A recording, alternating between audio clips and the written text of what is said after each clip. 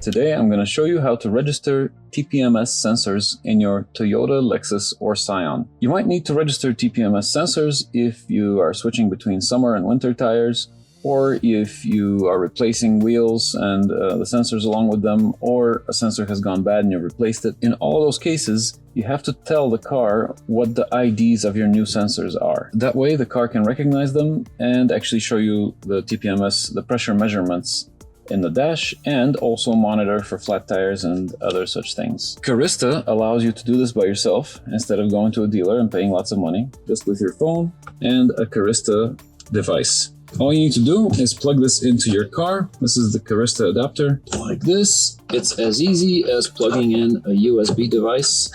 So these are the main features that Carista offers: customize, diagnose, service, and live data. Here we're interested in the service portion, which is basically DIY tools.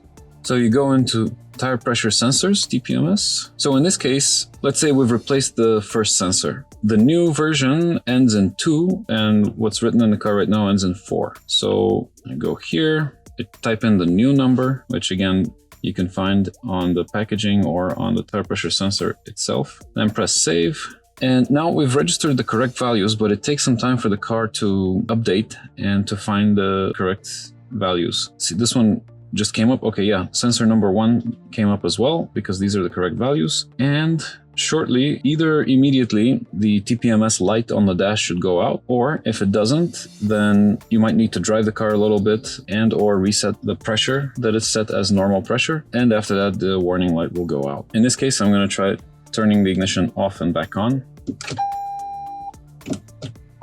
and actually starting the car. It's normal for Carista to show you an error if you've turned off the ignition, because then it can't read from the car anymore. But that's fine, you can go back in to tire pressure sensors. So it's still having issues reading 2 of the sensors, but the correct numbers are registered. So if we drive the car a little bit, it'll pick them up, they'll go away. The warning light on the dash will go away. And if it doesn't, we can always go into diagnostics and actually fix whatever issues there might be. There we go. All the values showed up. All is good now. The dash light is not on at this point, and we are correctly measuring tire pressure.